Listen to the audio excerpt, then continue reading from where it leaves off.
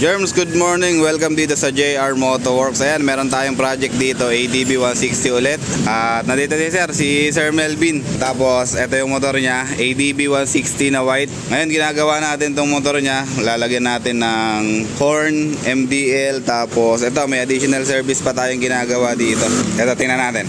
Magneto cleaning, tapos drain ng coolant sa block, sa reservoir, tapos sa kanyang radiator. Ayan, tapos yung kanyang magneto bell, ayan, pinipinturahan na natin. Primer muna ng high temp, tapos mamaya pag natuyo, another pintura ng primer ulit, high temp, tapos papatungan natin ng black, glossy black.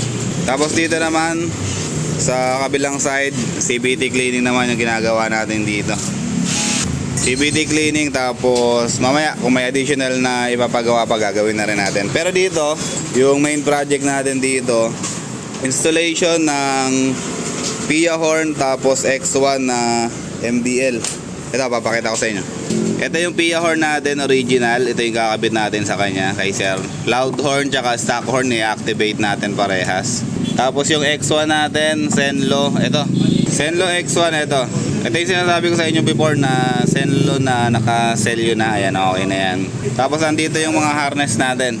Ito yung main harness natin, pang ADB 160, PCX 160, tsaka ADB 150. Ayan, sakto yan. Sakto yan. Tapos yung mga switch natin, ito, selector switch. Ito yung para sa stock horn tsaka loud horn natin. Domino tri-switch para sa MDL natin. Tapos yung ating passing switch. Tapos syempre yung mga safety fuse natin, busina tsaka ilaw magkahiwalay.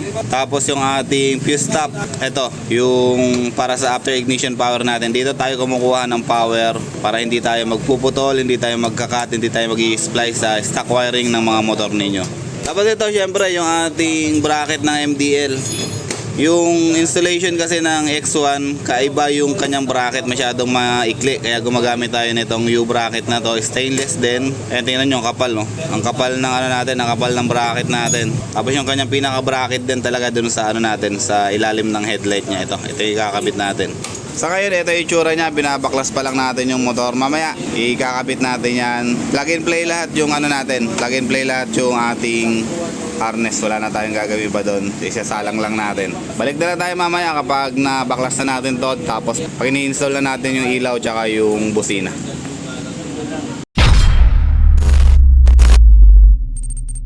Update tayo dito sa project natin, ADB 160. Nakalas na natin yung kaha. Ito yung itsura ng ano niya. Ito yung itsura ng loob ng kanyang motor. Kung mapapansin nyo, malikabok, madumi, ayan o. Ngayon ang gagawin natin dyan, lilinisin natin yan. Gagawin natin mukhang bago ulit. Bago natin i-install yung kanyang harness. Para maganda naman tingnan pagkatapos natin gawin. Ayan, update ko kayo mamaya. Ikakabit ko lang yung harness, tapos yung kanyang loob lilinisin natin.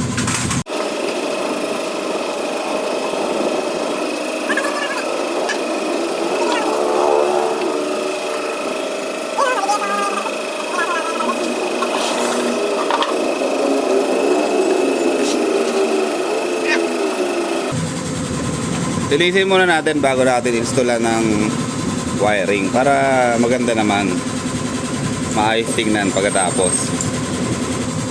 Okay na, nalinisan na natin yung loob, ilalatag na natin yung kanyang wiring. Itsura ng loob niya ngayon, compare natin kanina, ang laki ng pinagbago. Malinis na yung kanyang ibabaw dito. Natanggal na natin yung area na marami alikabok, tapos yung mga buha-buhangin din. Tapos dito sa may ignition, ayan, maputi na ulit siya. Wala na yung itim kanina.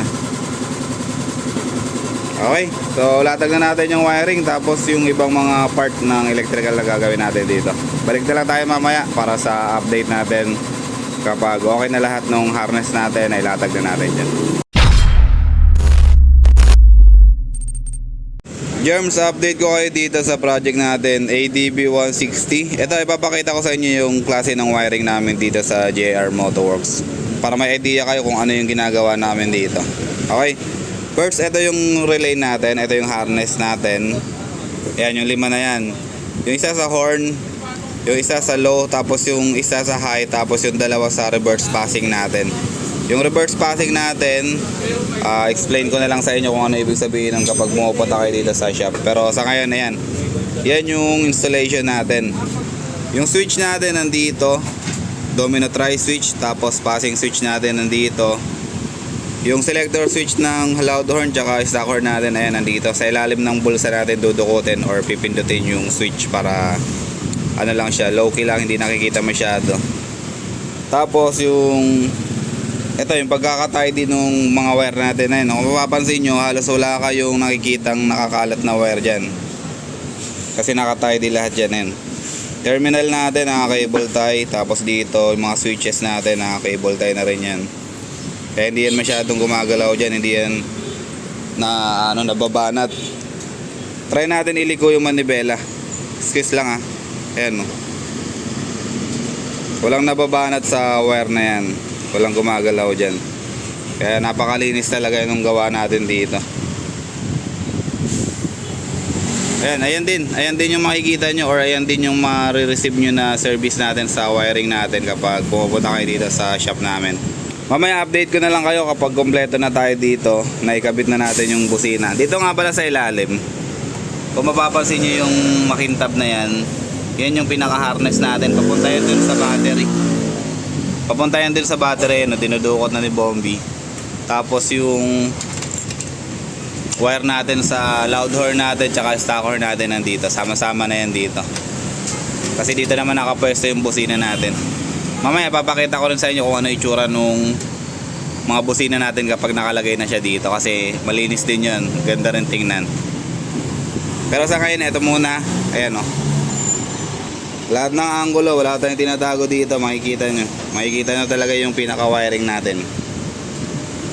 Okay, so kung gusto nyo ng ganitong klaseng wiring, PM lang kayo sa JR Motoworks. O kaya punta kayo dito sa shop namin. Waste nyo lang JR Motoworks Shop 1 or Shop 2 para maisulan kayo ng ganitong klase. Okay? Germs, magandang umaga. Update ulit tayo dito sa project natin, ADB 160. Tapos na yung CVT cleaning natin pero hindi pa natin tinatakpan kasi inaantay pa natin yung magneto cleaning natin tsaka magneto painting matapos.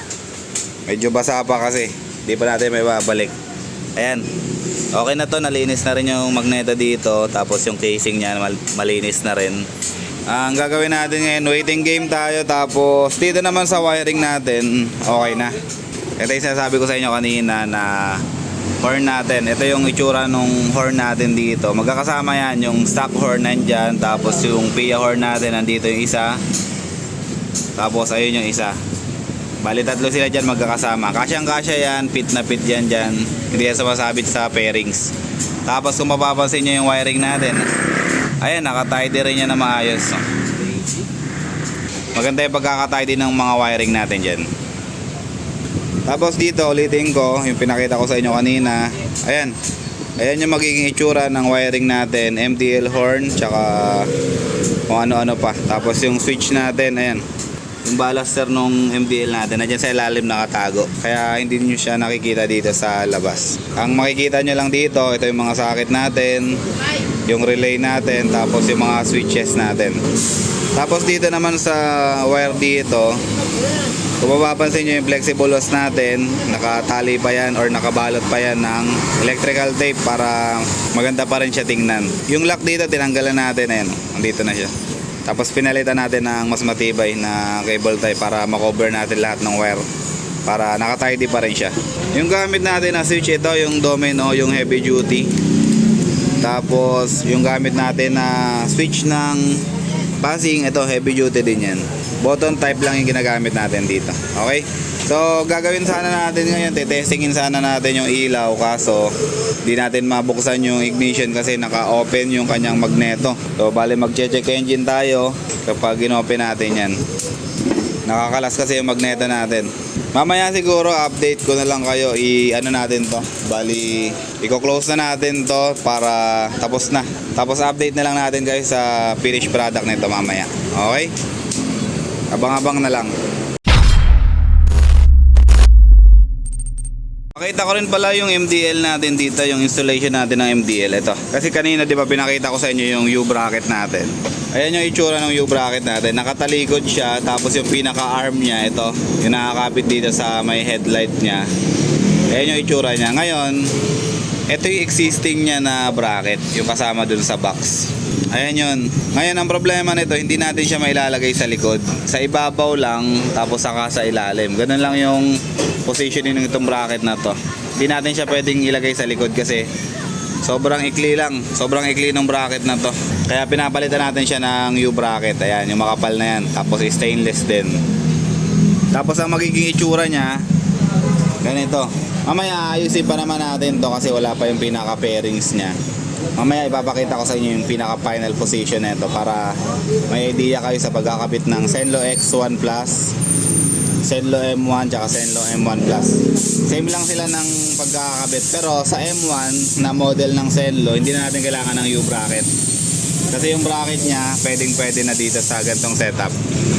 Okay?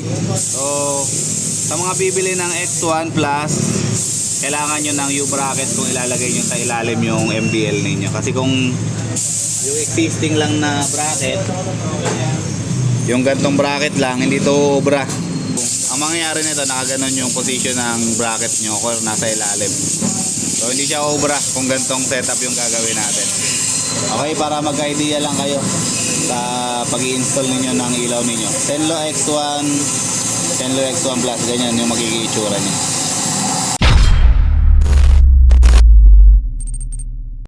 Yo, binabalik din natin yung magneto. Ayan o. Tapos na pinturahan, tapos naibalik na natin dito sa kanyang kinalalagyan. Ayan yung itsura niya. Ayan yung itsura niya oh. After natin ma-repaint. Ayan, iwas kalawang na talaga yan para kahit tumagal, hindi na siya kakalawangin. Maya maya pag naikabit na to lahat, yung radiator, yung pan, lahat, pwede na natin i-testing yung MDL natin tsaka busina. Sa ngayon hindi pa natin matitesting kasi mag-check engine talaga tayo.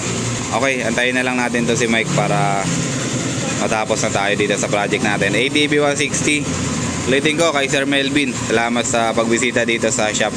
Ayan. Ang pinagawa niya ulit dito ay CVT, magneto cleaning tsaka installation ng MDL tsaka busina.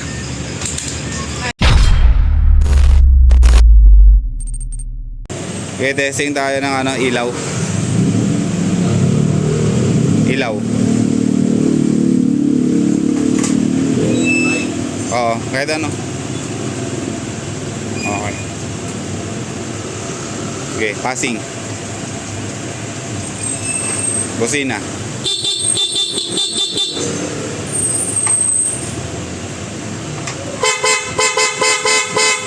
Okay. Okay na yan.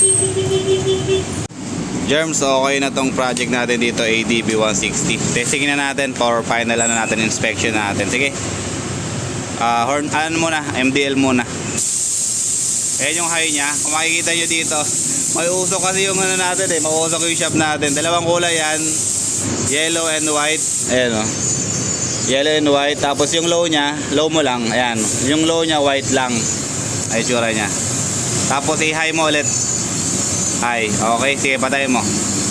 Passing natin. Passing. Okay, passing mo. Yan. I-low mo. Low. Passing. Tapos high mo. Passing. Okay. So all modes natin nagpapassing yung MDL natin. Busina naman tayo. Ayan yung stock core niya, walang kasamang combo. Tapos pag nilagay natin siya sa loud horn, sige.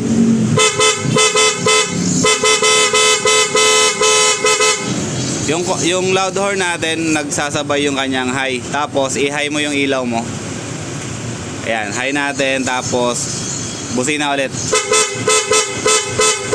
Okay na. Ayan. Pag naka-high na yung MDL natin, nag-activate na yung reverse passing natin. Sige, diinan mo lang yung yung busina. Babadan mo lang. Babad lang, babad. Okay. Yan, pag pinipindot yung busina ng nakababad, namamatay yung ilaw. Parang nag-ano pa rin siya, parang nagpa-passing pa rin siya. Okay?